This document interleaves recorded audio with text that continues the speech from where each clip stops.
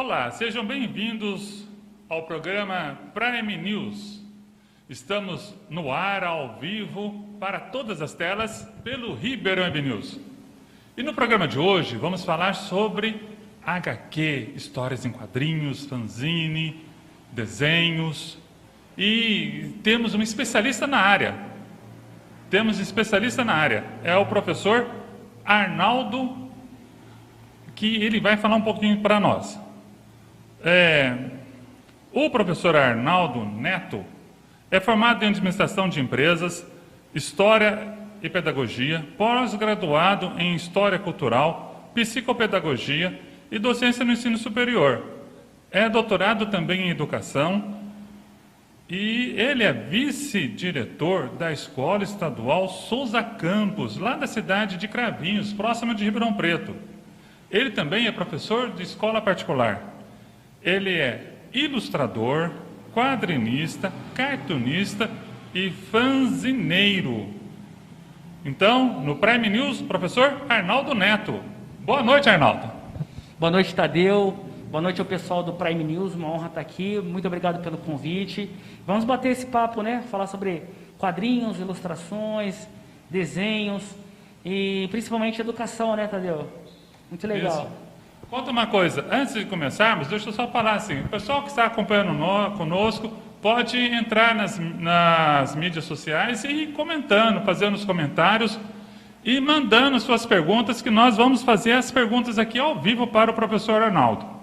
Tá? Ou então, se você preferir, pelo WhatsApp, DDD 16 3011 3336. Entre em contato com a gente, deixe o seu recado, mande o seu alô, mande o seu superchat para nós. Mas vamos voltar. Arnaldo, conta uma coisa. É verdade, antes de a gente começar a falar sobre essa história toda, é verdade que o seu material de quadrinhos, que você é um fanzine já há muito tempo, está lá no espaço pela ESA? Que história é essa? É verdade mesmo? Você foi parar no espaço? Conta para nós. É verdade sim, Tadeu. Em 2019, né, nós realizamos aqui em Ribeirão Preto, né, com a cobertura de vocês, inclusive, o European Space Talks, né, recebemos aqui em nossa cidade o Gustavo Baldo, né, de Carvalho, que é engenheiro aeroespacial, e ele realizou um evento oficial da ESA aqui na cidade de Ribeirão Preto. E nesse contato, né, nesse encontro, né, acabamos virando amigos. Né? Ele não deixou um legado muito importante aqui na cidade, lembrando que foi uma escola pública, né, realizar um evento internacional dessa magnitude, e para Frankfurt, né, para a Alemanha, ele acabou levando também algumas histórias em quadrinhos, alguns fanzines. Ele acabou se encantando aí por essa arte. E você fez alguma história sobre essa história da ESA, do aeroespacial? Ainda não. Tem um livro, na verdade, que é do meu pai, né? Ele é autor, né? Que fala sobre espaços, com poesias, essas coisas. E ele foi presenteado, mas ele está retornando. Ele vem de férias agora na Páscoa. E com certeza eu vou produzir algum material para levar para a ESA, para Frankfurt, sobre a ESA e sobre o trabalho dele lá na França, lá na Alemanha. Então podemos dizer, Arnaldo Neto, que você já foi para o espaço? Pode-se dizer que sim. Pode-se dizer que sim. Ok, agora vamos então começar a nossa conversa legal aqui sobre as histórias em quadrinhos. Você que é um PhD nessa área, o que são HQs? História em quadrinho, o que é isso? A gente só conhece Mônica, Disney, mas tem outras coisas por aí. O que vem a ser realmente a história em quadrinho? Histórias em quadrinhos. Bom, ela pode ser definida de diversas formas, mas o Will Eisner, né, o grande especialista na área, ele definia histórias em quadrinhos como arte sequencial. O que é arte sequencial? É uma série de quadros, com balões ou não, com falas ou não, que ele conta uma história. Então, se os quadrinhos eles são arte sequencial, então quer dizer que isso remonta à antiguidade, né?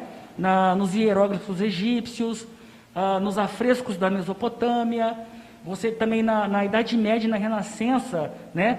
Aquelas pinturas da Via Sacra, como tem na cidade de Batatais, né? O Portinari, que ele fez a Via Sacra em diversos quadros, né? Quadro a quadro. Então a gente pode chamar isso sim de quadrinho e histórias em quadrinhos.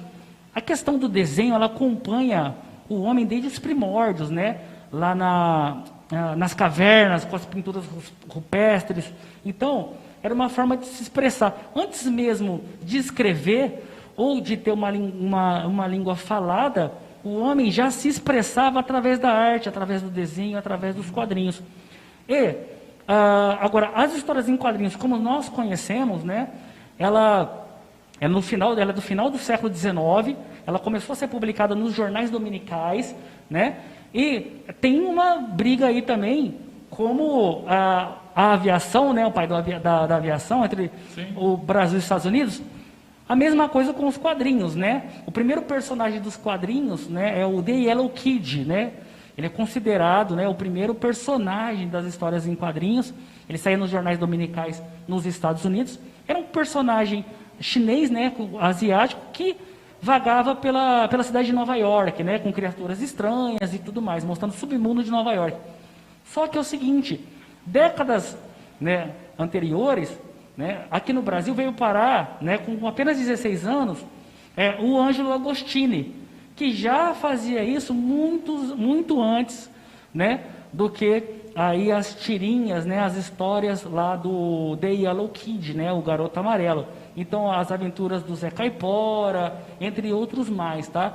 Isso em publicações, tá? Isso já era publicado no Brasil antes mesmo de ser publicado nos Estados Unidos nos jornais dominicais.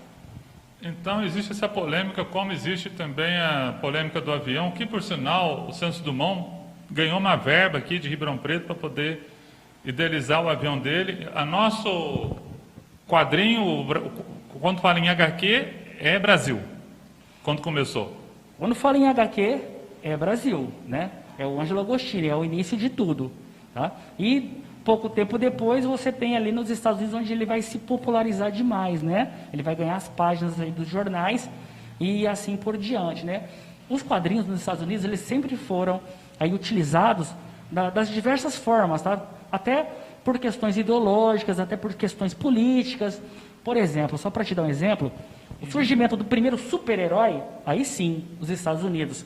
Qual foi o primeiro super-herói? O primeiro super-herói foi o Superman. E por que foi criado o Superman?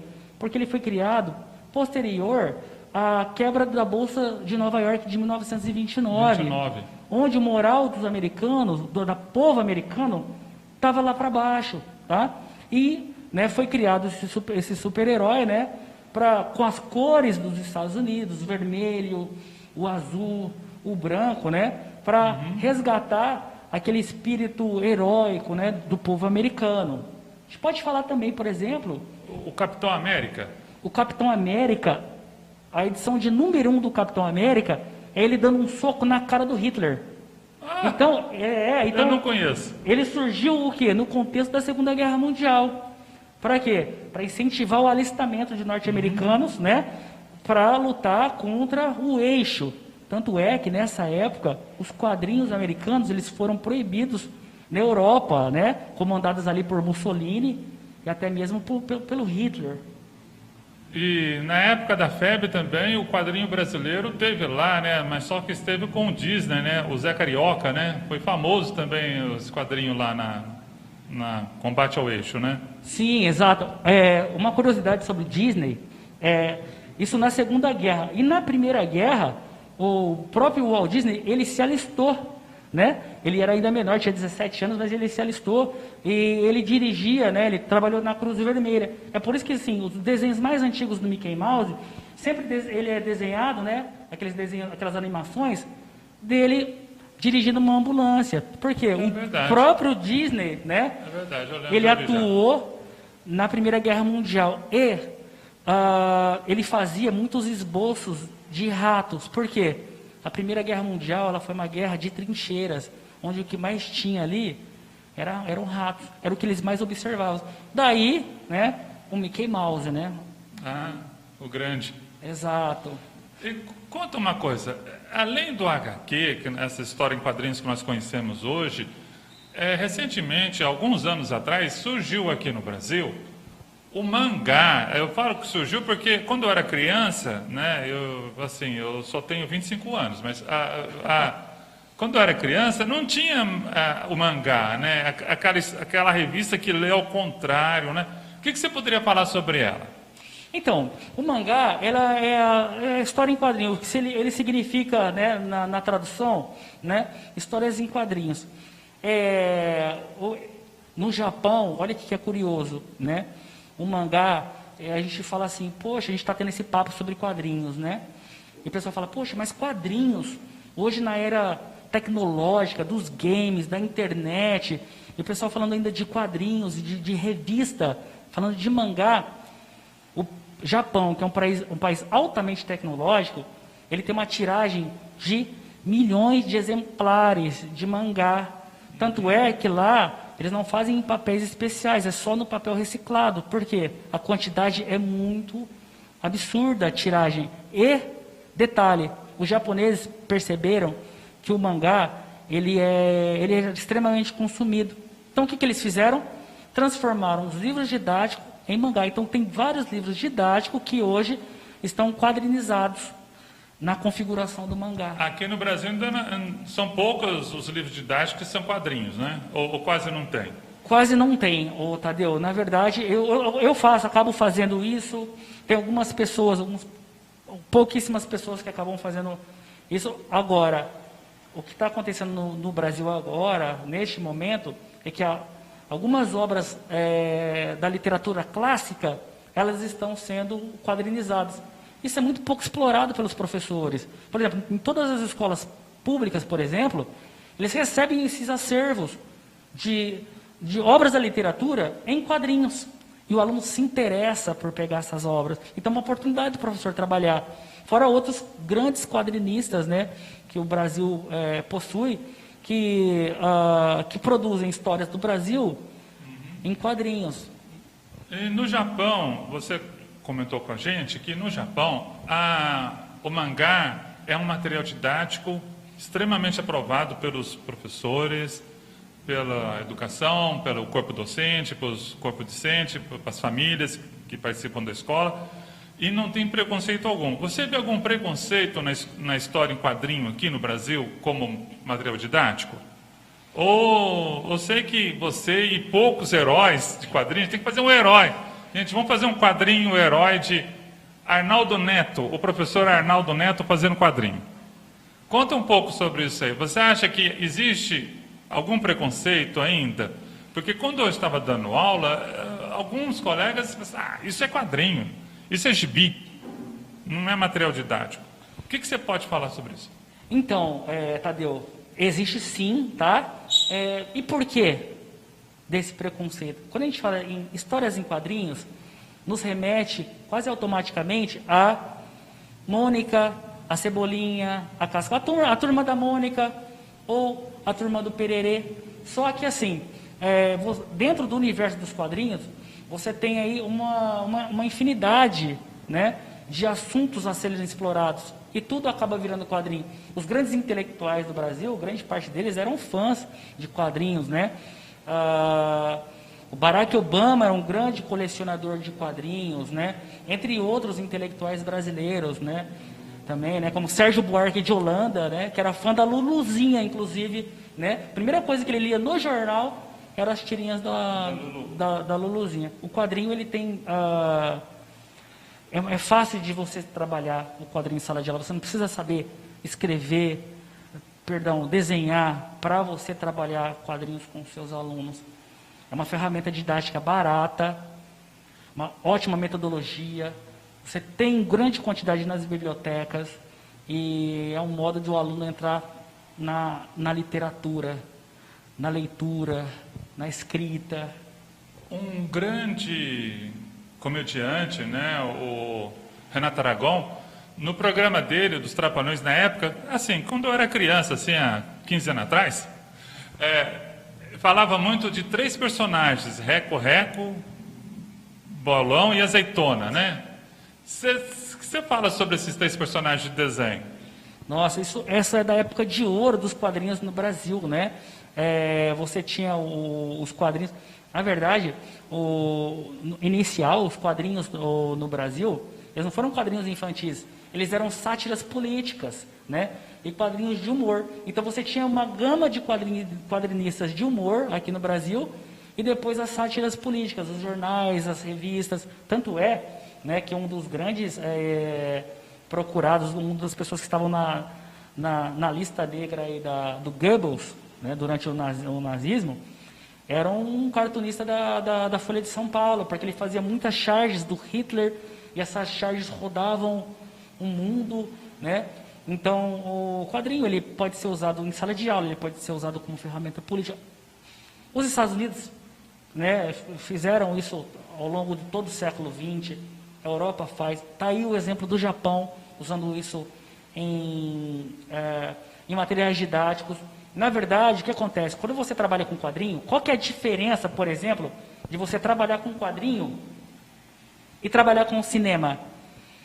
Do cinema para o quadrinho. Qual que é a diferença? A diferença é o seguinte, é o time. O quadrinho, a criança, o adolescente, se ele gosta mais do desenho, ele fica mais na página, ele volta, ele lê com atenção. Se ele não gosta, ele acelera um pouco. A velocidade do quadrinho quem dá é o leitor. E outra coisa, tem um outro processo, que é um processo de artístico e teatral de interpretação. Por quê? Quando você está lendo, você dá voz aos personagens. Eu fazia isso quando criança. Exato. Eu fazia isso. O Mickey tinha uma voz. Quer dizer, eu não. Naquela época, né? Eu sou pré-televisão, né? Televisão chegou. Eu sou antes da televisão. Não da história da televisão, mas onde a gente morava não tinha televisão, né? Era casa popular. Então, todos os gibi que eu na época eu havia muito da Disney, eu tinha o som do Mickey, do Pateta, do Pato Donald. Eu escutava eles falarem. Era um negócio engraçado isso aí. Exatamente. É uma coisa muito individual. Então, você trabalha com a questão da interpretação. O aluno... O que acontece? O aluno, quando a gente está falando no quadrinho da educação, então o que acontece? Ele está lendo, ele está fazendo o exercício de leitura, só que ele não percebe. Por quê? Porque é o lúdico. Tá? Então, para ele aquilo é um divertimento, mas é um treinamento para a leitura e é uma porta de entrada para a literatura, para outros livros. Eu fui educado, né?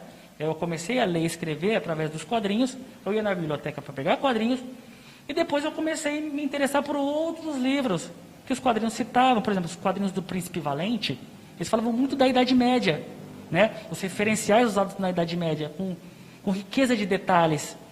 E aí depois eu fui buscar esses livros que me levaram a essa minha trajetória, né, também, que me influenciaram a virar um professor de história, né, entre outras formações aí que eu tenho. E grandes personagens de hoje, dos filmes que a gente vê na televisão, filmes em 3D, são personagens de quadrinho, né? A Mulher-Aranha, o Homem-Aranha, o Batman, tudo primeiro nasceu no quadrinho. Isso, primeiro eles nasceram no quadrinho. Para você fazer cinema, poucas pessoas sabem, o filme inteiro, para ajudar o diretor, ele é quadrinizado, que a gente chama de storyboard. O filme surge primeiro no papel e depois ele é filmado. Todos os filmes, eles são feitos assim. Primeiro faz storyboard. Ainda hoje é feito assim? Ainda hoje é feito assim. Ainda mais hoje é feito por storyboard, que ajuda muito na gravação. O diretor vai ter a cena já pronta. Pro ator fica mais fácil. Agora, essa retomada, essa avalanche de personagens, de heróis nas telonas, elas surgem lá nos quadrinhos, né, a partir ao longo do século XX, né? Essa retomada é muito interessante. E o que é legal, às vezes a pessoa não conhece quadrinho, vai para o cinema. Surge a curiosidade de ele procurar aquilo em quadrinhos. Então hoje a gente tem uma procura muito grande de jovens, de adolescentes, para as livrarias ou para os sites, né? Para adquirir esses livros, adquirir essas HQs. E você que está no meio de quadrinhos, existe alguns personagens brasileiros que estão fazendo sucesso? Assim, esse é brasileiro. Na verdade, o que acontece? Não existem muitos personagens brasileiros. assim, além da assim, Turma da Mônica, que é mundial, tá? O Maurício de Souza, né, o estúdio Maurício de Souza, Sim. ele faz até um trabalho na China também, com material didático, né? Com a Turma da Mônica, a Turma do Pererê com o Ziraldo. Mas você tem grandes, por exemplo, muitas pessoas do Brasil trabalhando no exterior, tá? Por exemplo, inclusive pessoas, por exemplo, de Ribeirão Preto, por exemplo, Gerson Teixeira, que você falou do Didi, né, dos Trapalhões, ele é de Ribeirão Preto. No Brasil, ele só não fez Turma do Pererê. O resto, e dentro do Brasil, ele fez tudo da Editora Abril. E ele também produzia Disney. Muita coisa lá de fora foi feita pelo Gerson Teixeira, que é daqui da cidade. Aqui a gente tem, por exemplo, muitos que começaram no quadrinho, que hoje estão no cinema, né, na animação, como o Nicolas Mendes, que já passou para a DreamWorks, hoje ele está na Sony. Então a gente tem um pedacinho do Oscar aqui em Ribeirão Preto, porque o Aranha Verso, ele ganhou o Oscar de animação. E o Nico Mendes é daqui de Ribeirão Preto, inclusive é do nosso grupo de quadrinistas, que é a RPHQ, que é um grupo de quadrinistas aqui de Ribeirão Preto, da qual eu faço parte. Nossa. Mas tem vários expoentes, né? Tem o Reno, que faz quadrinhos aí para o mercado europeu, né? A maior parte dos quadrinistas de Ribeirão, né, desenham e trabalham e atuam para projetos no exterior, ou projetos nacionais também. E aquele desenhista, quadrinista, que fala sobre cowboy, acho que é Tex. O Tex, então, existem muitos brasileiros, inclusive ribeirão pretanos, né, que desenham Tex, né? Então, você tem os desenhos que vai para fora, depois volta para cá, são de brasileiros, inclusive de ribeirão pretanos. Você tem também o GC Surso, que que começou no desenho, nos quadrinhos, na animação, e hoje ele faz gráficos, né, desenhos aí para o mercado chinês de games. Tá? Então a gente tem uma produção muito grande, muito rica aqui na cidade de Ribeirão Preto. O Gessé, por exemplo, começou a desenhar na escola, por incentivo, por uma iniciativa de um ou outro professor, né, que dá esse estímulo. O aluno só precisa ser estimulado, dá esse estímulo, e é isso que acontece quando a gente descobre esses talentos, dá estímulos para essas pessoas, para os alunos. São professores heróis. Deixa eu fazer vamos falar um pouquinho agora sobre um outro tipo de quadrinho, que eu não sei se é quadrinho, uma outra publicação de ilustrativa, que é o fanzine. Eu gostaria que você falasse um pouquinho do fanzine, mas depois a gente vai para o intervalo, depois a gente vai voltar a falar e mostrar algumas coisas de fanzine. Tá, então eu vou falar um pouquinho, dar um breve histórico do que é o fanzine, como surgiram, né, os fanzines. Na verdade, fanzine é uma contração de duas palavras no inglês, né, que é o Fanatic Magazine, né, que é o fã de revista? É o fã de revista, mas o que é esse fã de revista? Né? Nos Estados Unidos, na década de 30, né, começou a circular muitas revistas de ficção científica. E você não tinha um canal de comunicação que falasse sobre, né, os bastidores, sobre as pessoas que gostavam. Então começaram a se criar esses fanzines, né, na verdade, que eram publicações artesanais, falando só sobre ficção científica. E as pessoas trocavam isso através de cartas, né, essas publicações. Nos anos 70, o que aconteceu na Inglaterra? A Inglaterra passava por uma crise econômica grande, você não tinha muito empregos para os jovens, e a cultura jovem, né, ela não tinha espaço nas mídias tradicionais. Sim. Ela não tinha meios, né, não tinha um espaço.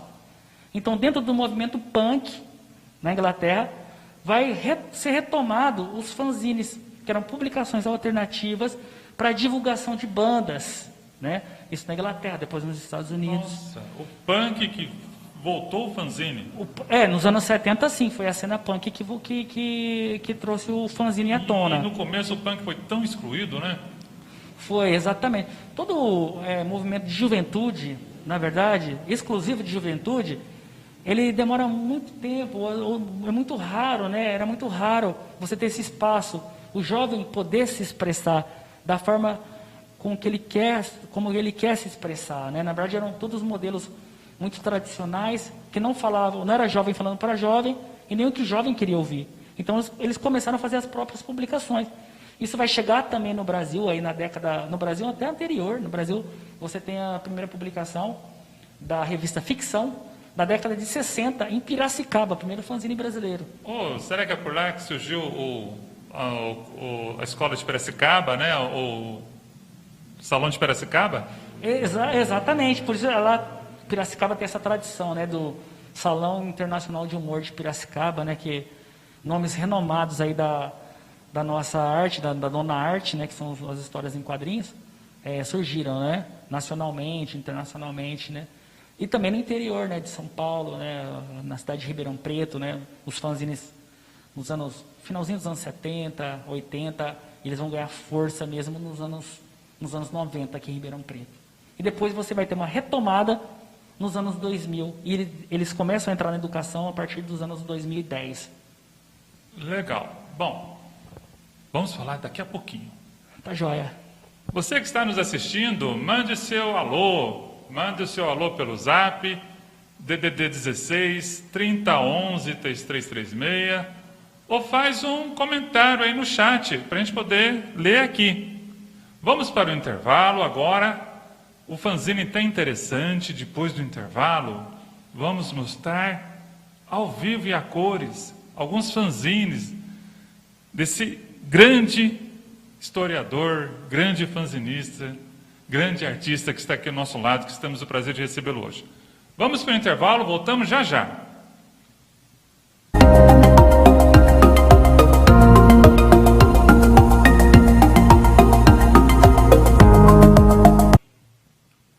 Prime News está de volta. Hoje falando sobre HQs com Arnaldo Neto. Mas, como eu falei para vocês, vamos passando um recado pelas redes, pela internet, por Zap. Nós temos um recado aqui, Arnaldo. A Ana Abe falou assim: parabéns pelo trabalho, continua assim, sucesso. Obrigado, Ana Abe. Obrigado, Ana. Obrigado. Bom, antes do intervalo, nós estávamos terminando de falar do fanzine, a gente até deixou um negócio assim. Por que a gente parou? Porque você faz fanzine. O que você poderia falar um pouco do seu trabalho como fanzine, como produtor de fanzine, como produtor de HQ? Vamos falar um pouquinho agora, deixar os colegas que já falamos, para falar sobre Arnaldo Neto. Gente, vocês não sabem que material que ele tem. Vocês não, olha, ele, além dele estar para o espaço, além de ir para o espaço, ele vai para todo lugar, já foi para a Argentina, já foi para o Nordeste, já foi para a Europa. E poucas pessoas sabem que ele é daqui de Ribeirão Preto, que ele é vice-diretor de uma escola estadual que está localizada em Cravinhos, que é ao nosso lado aqui. E é uma sumidade de pessoa. Você vê ele na rua, você não fala o que ele é. Mas ele está aqui com a gente. Não estou jogando confete, não, que não vamos fazer isso. Vamos falar um pouquinho sobre você. O que você faz sobre HQ, sobre fanzine. Mas deixa eu só fazer minha confidência. Ele faz isso também porque o pai dele já fazia isso. O primeiro ano quando ele nasceu, o primeiro convitinho que hoje tem... Venha para o meu aniversário. O pai dele fez um fanzine. É um fanzine? Pode dizer que é um fanzine? Pode-se dizer, Tadeu, pode-se dizer. Vamos, segura bem olhando ali, só para você. Olha só, esse fanzine é de 1980, eu estava fazendo 1 ano de idade. Na verdade, é o convite, né, do meu aniversário. Isso aqui é a primeira vez que eu estou mostrando, tá? Já falei de fanzines em diversos canais de comunicação e tudo mais, TV, rádio, internet, mas é o primeiro lugar que eu estou mostrando aqui, que é o meu convite, né, de 1 ano de idade. Isso foi feito pelo Arnaldo Júnior, que é o meu pai, né, em 1980, então não tinha como ser diferente, né? É tudo aquela questão do estímulo, né, o meio, né? Então não poderia ser diferente, Tadeu. Enquanto você vai ver no outro aqui, deixa eu falar uma coisa.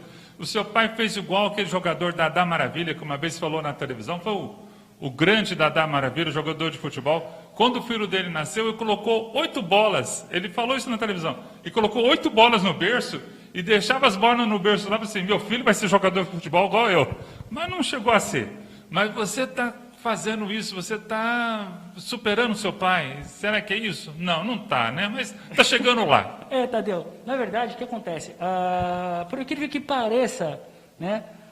Você fala assim, não é possível. Meu pai nunca falou, vamos desenhar, vamos fazer quadrinhos, ou vamos fazer uma ilustração. Não. Isso, é a questão do estímulo. Eu vi o meu pai fazer, eu vi os amigos do meu pai fazer. Se você dá... E a questão do estímulo, a questão do incentivo. Se você dá um giz para uma criancinha, ela está balbuciando ainda, mas ela faz um sol, ela faz um risquinho, e ela fala, esse aqui é o sol. Ela faz um risco, né? E ela fala, essa aqui é a casinha, tá? Às vezes não é a casinha, não é o sol, mas é um monte de risco. Só que assim, ela se expressa, ela desenha, tá? O desenho é a primeira coisa que a gente faz. A gente desaprende a desenhar. A gente não aprende, a gente vai desaprendendo com os processos. É por isso que, por exemplo, todo mundo tem um saudosismo da educação infantil, da tia, que você fazia um monte de trabalhinhos, que você desenhava e tal. E a hora que chega, por exemplo, no ensino fundamental 2, existe uma ruptura muito grande. Por quê? O professor, ele deixa de trabalhar o lúdico. E você aprende no lúdico, você aprende na exploração, na experimentação. Comigo no desenho foi a mesma coisa, nos quadrinhos. Então, meu pai, ele desenhava, meu pai é o primeiro fanzineiro aqui de Ribeirão Preto, né, o mais antigo fanzineiro. E eu sempre desenhei. Eu desenhava porque eu via meu pai desenhando e eu desenhava. E aquilo para mim era um barato, era uma curtição. Eu fazia exposições, né? Aí com 12 anos de idade, 13 anos de idade, eu já fazia algumas exposições. Mas aquilo para mim era... Brincadeira. Era uma brincadeira. Eu não gostava da exposição, eu gostava quando eu estava fazendo o processo ali do desenho. Depois eu comecei a desenhar, né, e publicar em fanzines, em ilustrações, né, na verdade.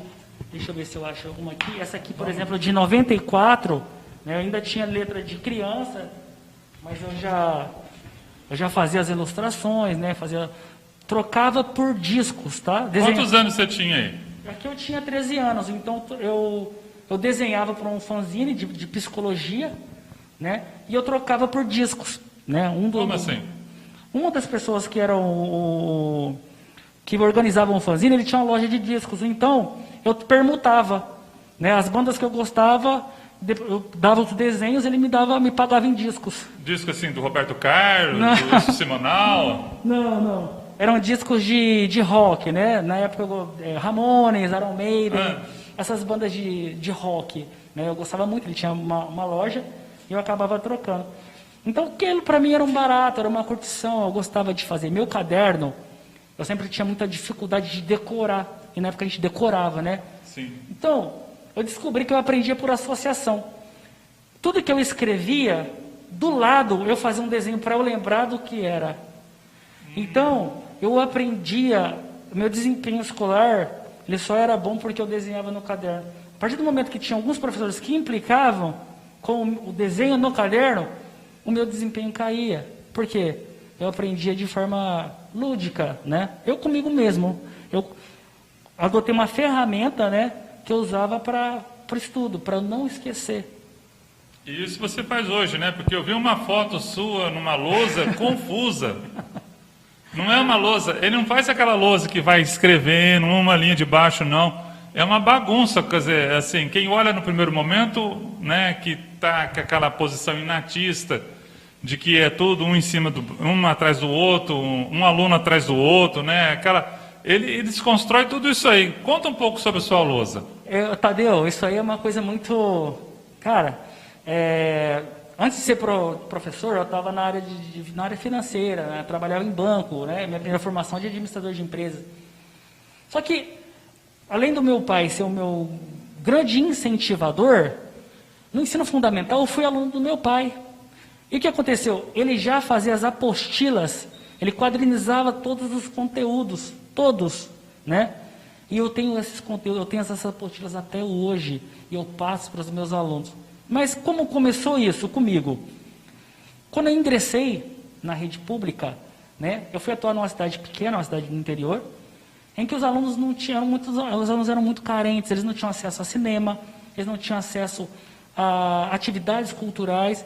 E eu pensava, puxa, como é que eu vou ensinar, por exemplo, feudalismo para um aluno que não sai do bairro, de uma cidade pequena?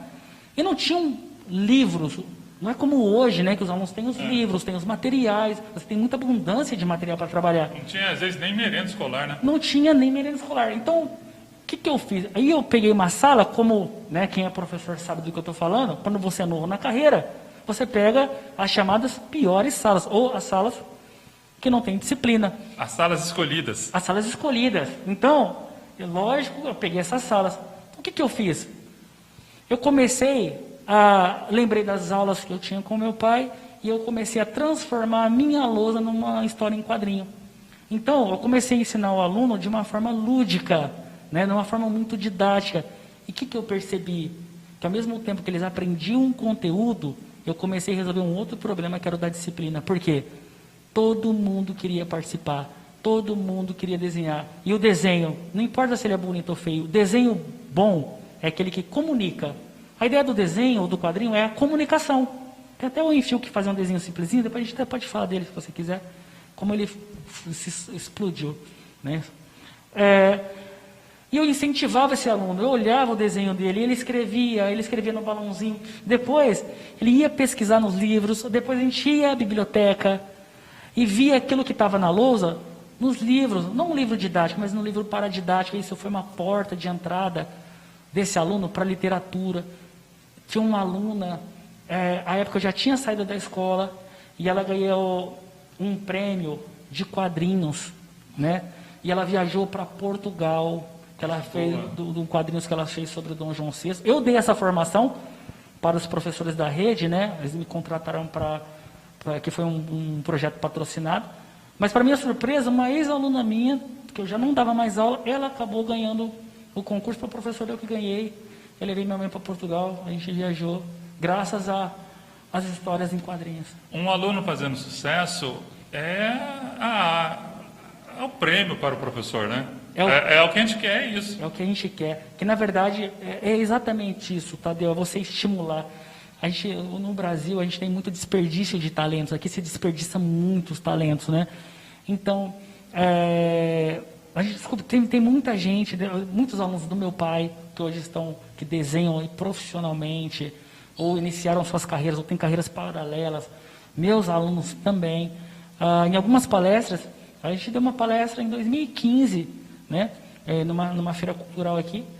E depois, acho que era em 2018, 3 jovens, né, adultos, na verdade, vieram nos procurar e falaram, nós estamos na Unicamp e tal, graças àquela palestra que eu vi de vocês lá em 2015. O impacto disso para esse pessoal, para os alunos, que até então é uma curiosidade. Nas feiras literárias, nós somos, pelo menos aqui em Ribeirão Preto, nós introduzimos o gênero quadrinho, né? Então, desde 2015, nós mantemos os salões, né, falando de quadrinhos, de projetos de quadrinhos também. A minha lousa, na verdade, ele é um incentivo para o aluno. Eu não, diferente do meu pai produz mais para o aluno. Eu faço o processo inverso. O aluno que produz, ele é o produtor do material, do conteúdo. E aí é uma coisa muito interessante, Tadeu.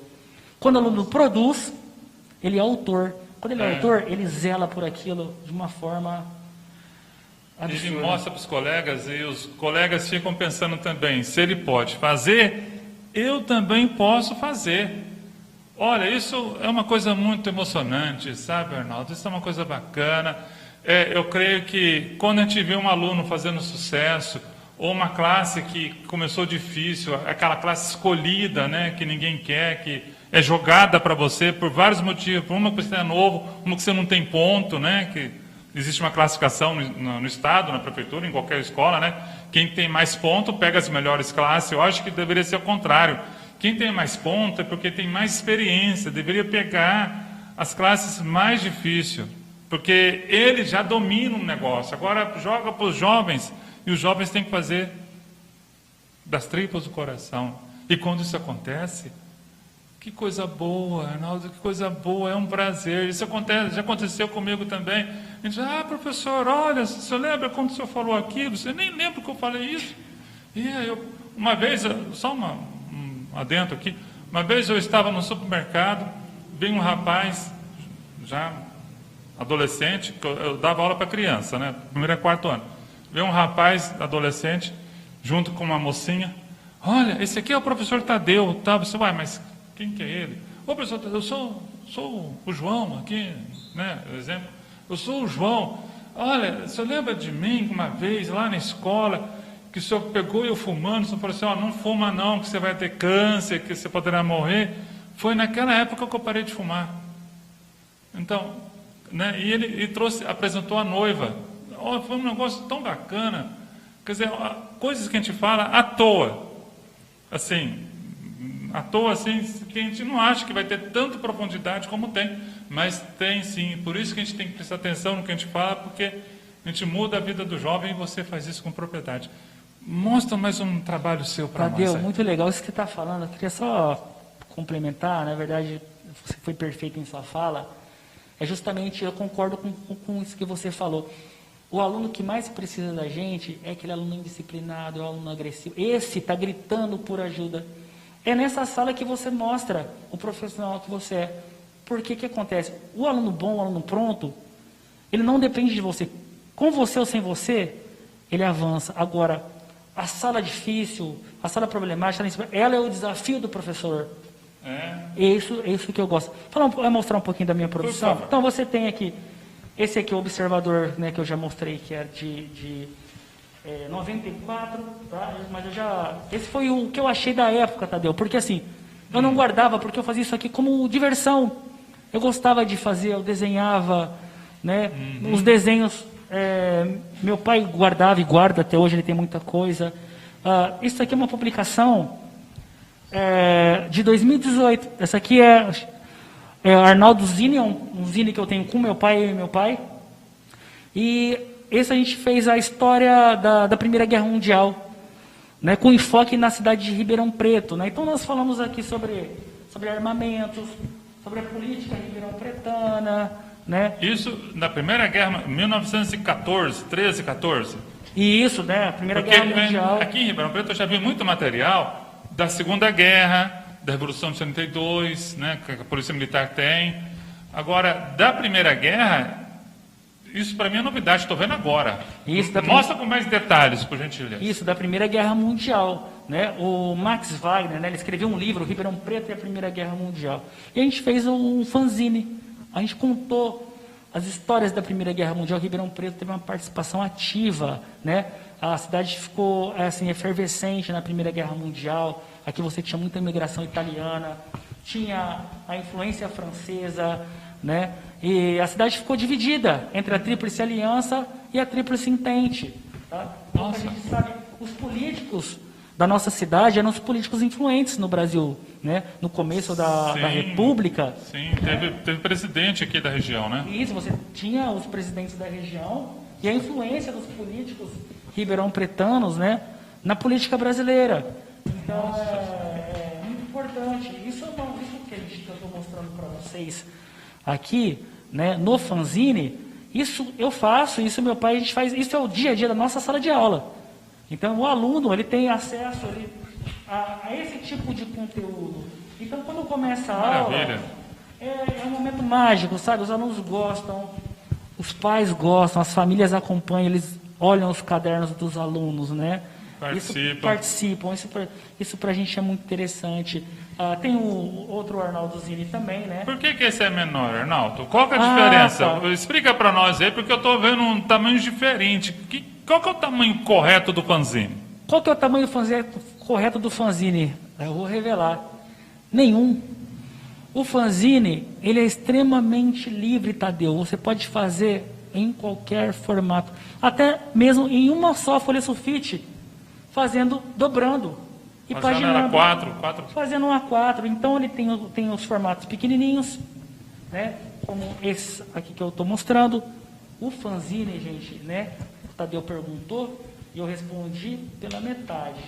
Agora eu vou responder completo. O fanzine não é só quadrinho e ilustração. O fanzine são recortes, colagens, textos, poesias, ilustrações, qualquer intervenção artística, entrevistas. Nós temos o fanzine mais antigo aqui em Ribeirão Preto, a falecida, do jornalista Ângelo D'Avanço, que é um grande fanzineiro aqui da cidade. E ele, por exemplo, entrevistou o Renato Russo, quando esteve aqui em Ribeirão Preto, Não para falar de música, mas para falar de cinema. Só foi porque ele era um grande cinéfilo. Então, tem coisas assim inusitadas que, por exemplo, o Ângelo D'Avanço trabalhava no jornal, mas o jornal que ele trabalhava não estava interessado mais na questão do musical. E ele estava interessado em falar sobre cinema, então uma produção muito livre, né? Grandes bandas foram entrevistadas. Isso aqui, por exemplo, Tadeu, isso aqui é uma releitura de uma lenda grega, né? O Rapto de Cora. Isso aqui eu faço na lousa, né? Para os meus alunos. Então, o que acontece? Eu vou assistir uma aula sua logo, logo. Então, eu faço uma releitura. Então, isso aqui que vocês estão vendo no papel, o aluno tem na sala de aula, ele tem na lousa. E ele faz, depois que ele faz, Tadeu, depois que ele desenha, e aquilo vai para o caderno, você, no máximo, consegue tirar uma foto, porque a produção dele, ele quer mostrar para o colega, ele quer mostrar para você, ele quer mostrar em casa. Você dá o visto, aquilo aumenta a autoestima do aluno. Que coisa boa. Isso é acolhimento. E é uma coisa fácil, barato de resolver, né? Isso é muito fácil. Deixa eu só fazer um negócio, perguntar para você. Nós tivemos um trabalho junto, o Arnaldo e a televisão que eu trabalhava na época, lá no Lar Padre Euclides, lá com pessoas de idade, né? Foi lá que eu conheci o Arnaldo. Lá no Lar Padre Euclides, na Avenida Saudade, por sinal, se vocês puderem frequentar lá a visitação pública, né? Com os devidos restrições da pandemia, mas é um lugar muito bonito. É um lar de idosos que parece uma fazenda, sabe? Não tem nada a ver com asilo, aquela coisa parada, aquele povo morrendo, aquela naftalina fedendo. Nada disso, é um lugar muito bonito. Né? E lá foi falado sobre fanzine, sobre recorte, foi quando eu vi seu pai pela primeira vez. E ele, sabe o que ele fez? Ele fez um desenho meu. Eu estava lá entrevistando, né? Eu estava lá como repórter, ela estava lá preocupado em fazer a matéria. De repente ele cutucou aqui, você aqui, ó. No tapa, ele fez assim, num instantinho. Conta alguma coisa sobre isso aí de fanzine e terceira idade. E recorte. Nossa, Tadeu, nós temos histórias maravilhosas. Meu pai é desses, tá? Ele está conversando com você, de repente ele já te desenhou. Ele é assim. Agora, fanzine e terceira idade, o fanzine ele é algo muito livre, muito legal de se fazer. Primeiro que o fanzine, ele é feito de forma coletiva. Isso já é muito legal. Por exemplo, eu não sei desenhar, mas eu sei diagramar. Então, vou fazer a paginação. Eu não sei diagramar, mas eu sei recortar. Eu não sei recortar, mas eu sei colar. Eu não desenho, mas eu escrevo. Então, todo mundo participa da forma... É uma arte coletiva. É coletivo. Ele pode ser feito individualmente? Pode. Mas o grande barato do fanzine é trabalhar de forma coletiva. Isso você melhora até relações interpessoais dentro da sala de aula. Agora, falando da terceira idade, o que acontece? Os fanzines, né, pela nossa experiência, nós começamos, né, essa avalanche de fanzines na educação a partir dos anos 2010 e nós não paramos mais. Então, nós já fizemos fanzines desde pessoas em vulnerabilidade social, nesses centros de acolhimento, até nos shopping centers aqui de Ribeirão Preto, com os alunos de escola privada, passando até por alunos de assentamento de Movimento Sem Terra, até pelos idosos, né, do Lar Padre Euclides, né, e esse aqui, ó, em especial, Tadeu, que eu queria mostrar, esse aqui, né, o Galerinha Zine, né, isso aqui foi um projeto meu e do meu pai, né, com o apoio, né, dessa escola aqui de São Simão, a escola Fausto Nogueira, né, que era chamada de Serim, que eram alunos, né, são alunos com comprometimento intelectual e motor. E a gente, né, ao longo do trabalho, do projeto, foi um projeto de formação de professores e professoras para trabalhar o fanzine. Pessoas com certa deficiência. E isso, com deficiência, né? O PCD, pessoas com deficiência física e cognitiva. E eles produziram, né? Eles fizeram as produções do jeito deles. O legal é que não tem desenho feio, não tem desenho ruim. Né? O desenho é aquele que comunica, tá? E o que foi muito legal é que em 2017 esse fanzine foi feito um lançamento aqui em Ribeirão Preto, no Salão de Ideias nosso, lá na ACI, e foi a primeira vez que esse público participou como nosso convidado de um Salão de Ideias. Nós fizemos questão que esse pessoal fosse, e foi feita toda uma adaptação com colchonetes, para que eles participassem e vissem a produção deles e das famílias, e isso foi algo maravilhoso. A progressão social deles, né? A nossa autoestima deve ter virado um negócio muito bacana, né? Virou um negócio muito, muito bacana, muito legal mesmo. Nossa, que coisa boa. Então, o fanzine tanto faz, entre aspas, pessoas normais, pessoas não normais, fanzine é para todos, não tem restrição. Nenhuma restrição. Fanzines são para as pessoas, tá? Fanzine é um canal de comunicação. E para o jovem, né? O pessoal fala, os nativos digitais, né? Eles gostam só da internet. Não, o jovem gosta de canal de comunicação. Ele gosta de se expressar.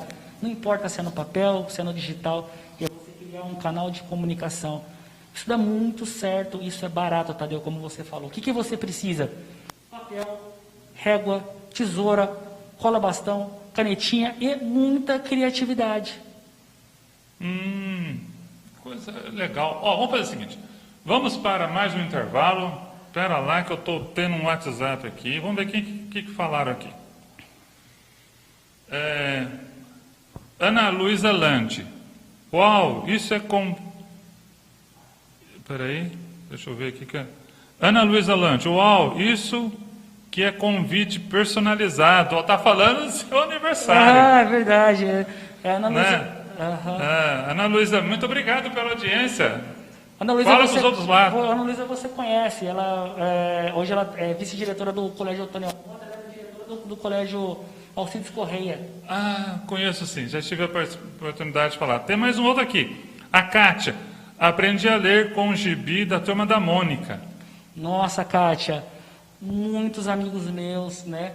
A minha irmã, né? Colecionava aquele almanaque, né? O almanaque da Turma da Mônica. E se alfabetizou, né? Aprendeu a ler e escrever com os gibis, com as histórias em quadrinhos, né? É um saudosismo, né? É muito bom. É engraçado, né? Quando eu era criança, há pouco tempo atrás, a Mônica era meio excluída, né? Por causa do Cebolinha que falava helado, né? Que história maluca é essa? Né? Como que pode, né? Bom, vamos lá. Vamos para mais um intervalo e na volta vamos falar sobre histórias em quadrinhos e educação. O que o Arnaldo Neto vai falar para nós? Dá uma aula, dá uma dica para os professores que estão nos assistindo. Como trabalhar esse fanzine produzido já de outros, como produzir fanzine e produzir educação, mudança social, qualidade de vida. E voltamos dentro de instantes. Prime News.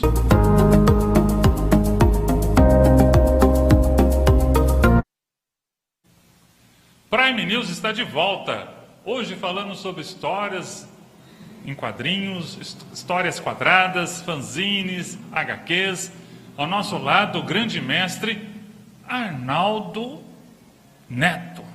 Arnaldo, nós recebemos um WhatsApp aqui agora. O Carlos Henrique Damasceno falou o seguinte: fanzine sempre tem o auge quando o mundo está em crise, quando estamos passando um turbilhão de política. O que você pode falar sobre isso? Olha, cara, que pergunta interessante. Mas se você for olhar os momentos, os grandes momentos dos fanzines, na verdade é isso mesmo. O que acontece? Nesses momentos em que o jovem não é ouvido, em que você não tem espaço nos meios de comunicações tradicionais, é onde a humanidade, a juventude, ela se reinventa e ela cria esses espaços.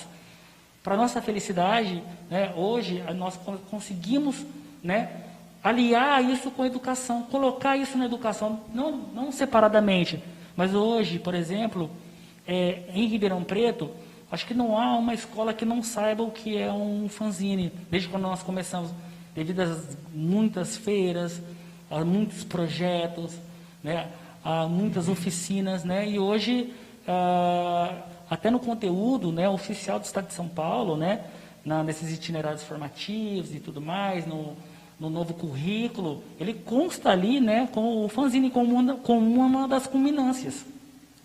Que legal. Um material oficial. É muito Então, interessante o professor saber. tem que divulgar mais, porque às vezes o material chega na escola, fica naquele monte de livros que eu já vi nas salas dos professores, ninguém nem lê aquilo lá, né? E é um material rico que deve ser utilizado para que aprenda novas formas de aprendizagem, novas formas de abordagem, principalmente com aqueles alunos, entre aspas, difíceis, né?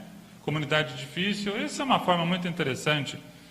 E parece que você recebeu um alô também no seu WhatsApp agora no intervalo. O pessoal aqui mandando um alô, mandando um abraço, tá? Queria mandar um abraço aí para todos os meus alunos, ex-alunos, gestores, colegas de trabalho, professores.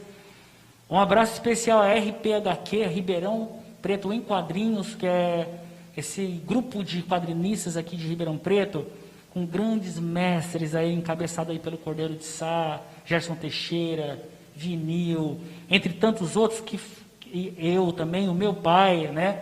Que essa publicação, né, RPHQ, esse selo, já foi aí várias vezes premiado, finalista do HQ Mix, né, que é o Oscar dos quadrinhos no Brasil. O pessoal do Coletivo Z, que é um coletivo só de fanzines, né? A Fábrica Zine do Ângelo, entre outros mais, né? E todos os entusiastas aí da nona arte, dos quadrinhos, da ilustração, aí alunos e todos. Que legal. Vamos agora para o nosso bloco final e vamos falar um pouco mais de fanzine. Parece que tem um escritor famoso que não sabe desenhar direito, ou desenha, que você fala assim, não, isso não foi ele que fez. O que você pode falar sobre isso aí? Quem é essa pessoa? Será que eu conheço? Será que eu já entrevistei ele? Conta uma coisa sobre ele. Nossa, então, em 2018, né, nós fomos fazer um salão de ideias, né, aqui em Ribeirão Preto, e nós tivemos a ideia, né, o Ângelo Davanço, de convidar o escritor Inácio de Loyola Brandão para participar, mas ele não era um participante oficial. Ele foi convidado de boca, falou, você vai lá assistir.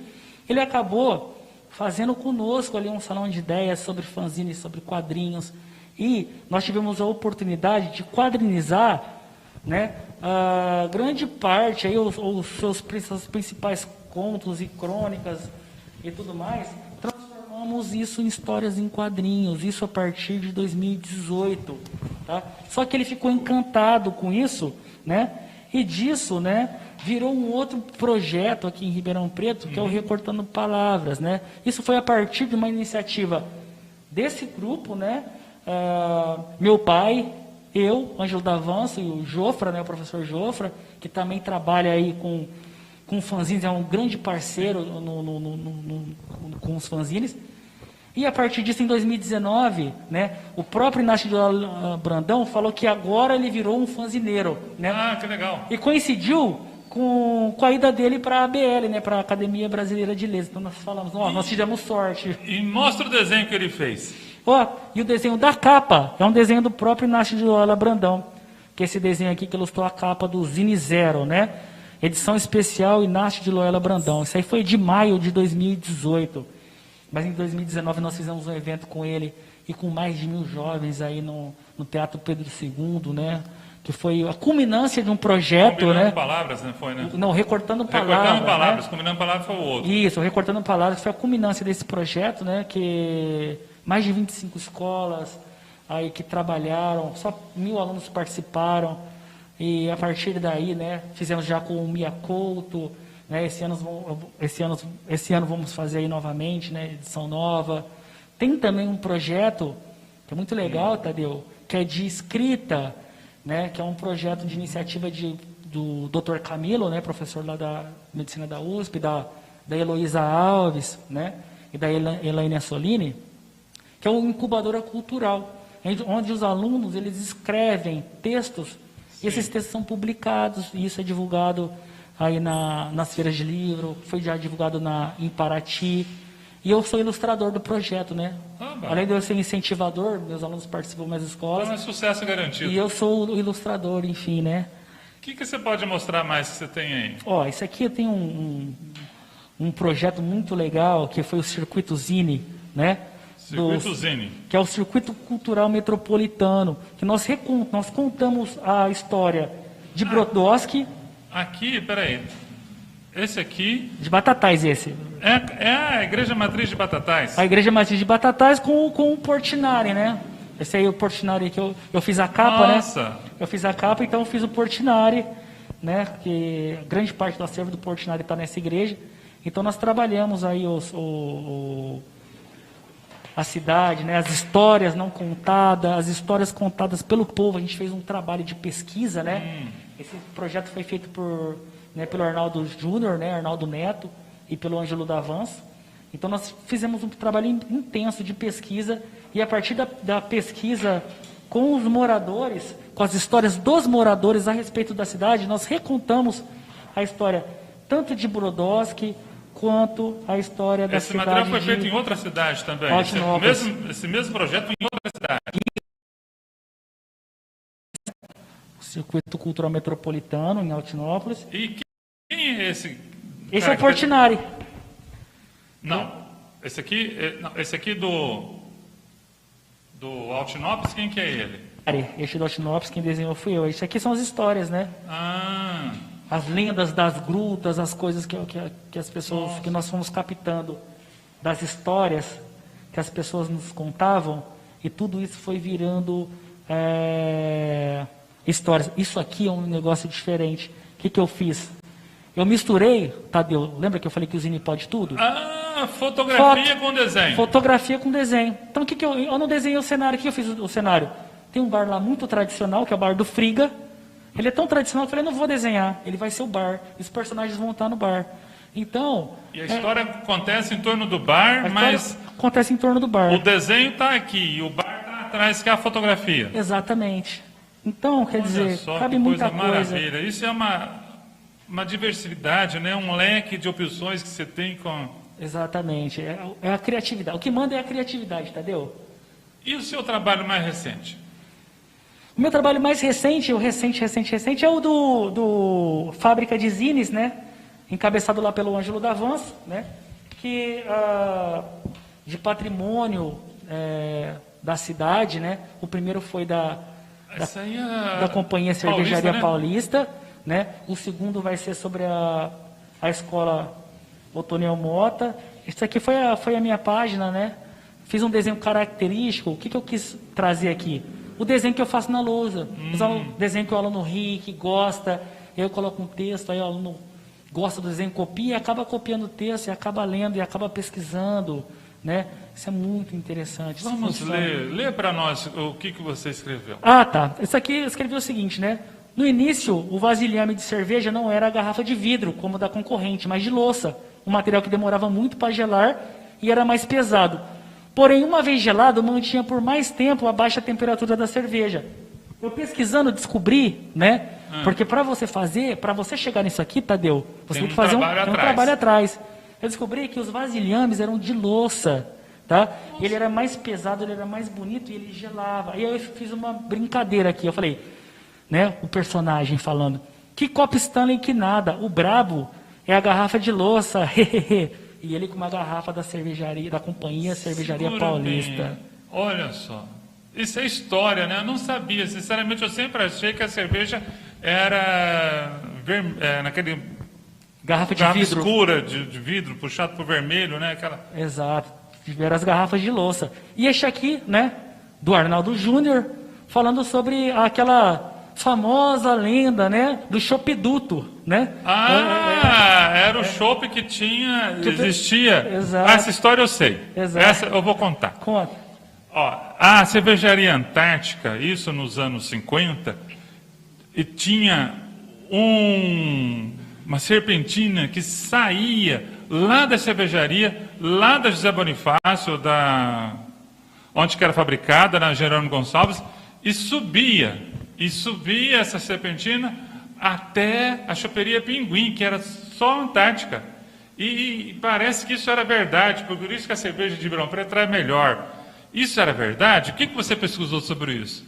Tadeu, o que acontece? Eu pesquisei muito sobre isso, eu sei da verdade, mas eu quero deixar o suspense, eu quero deixar os saudosistas, né, pensando, né, se é verdade ou se não é.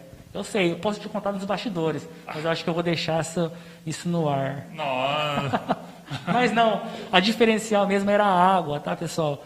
O Chopp Duto, ele era uma lenda. A água de Ribeirão Preto sempre teve uma excelente qualidade. Isso fazia toda a diferença, Água de né? mina, né? Até hoje Exatamente. né? Poço artesiano. Fazia toda a diferença no chopp. E aí diziam, né, que tinha um Chopp Duto, né, que ligava aí a companhia cervejaria até o Nossa, pinguim. por muitos anos eu pensei que isso era verdade, mas depois eu pensei assim, gente, mas Não. vai ficar caro essa cerveja.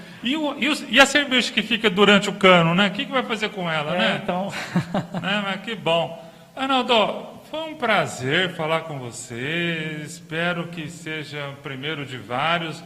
A próxima vez eu quero falar com o Júnior também. Ele fugiu da gente hoje. Arnaldo Júnior, tá convocado. Da próxima vez. Você fugiu agora, da próxima você não Arnaldo Júnior escapa. é o pai. Exato, é o pai. Ele não é o Júnior, ele é o neto. É isso aí, Tadeu. E eu agradeço muito você ter vindo aqui. Eu acho que para os nossos participantes, né, os nossos telespectadores, foi um momento cultural, de conhecimento, de várias técnicas de animação, técnicas de desenho, né? Falamos sobre o fanzine, falamos sobre a HQ, falamos lá do Oriente, sobre a revista que é feita ao contrário, né? Que é o mangá, e falamos sobre essa personalidade que tem hora que é um pouco esquecida pela grande mídia. Arnaldo Neto, ele está em tudo quanto é lugar, mas menos dentro da cidade. Vamos trazê-lo para a cidade, vamos falar um pouco mais sobre ele, sobre os Arnaldos, Arnaldo Neto e Arnaldo Júnior, que tem a história para contar para nós, que é prata da casa, que não fica muito difícil, que é super acesso a eles e não tem nada de frescura. Ok? Foi um prazer muito obrigado por você estar conosco na nossa estreia. Tadeu, uma grande honra, tá? Tá estreando aí o Prime News. É uma honra para mim falar com vocês e falar principalmente sobre educação e quadrinhos, tá? Assim, espero que seja a primeira de inúmeras entrevistas. Eu agradeço você, agradeço toda a sua equipe e também a todos que estão aí assistindo e prestigiando o Prime News. Ok, muito obrigado. Ficamos por aqui. A edição e a produção foi de Rafael Viana, a locução foi minha, Tadeu Donizete, e na produção a Dulce Silva. Mais uma vez, o Prime News agradece a sua audiência e esperamos encontrá-lo mais vezes na próxima semana. Muito obrigado, tenham todo um bom descanso.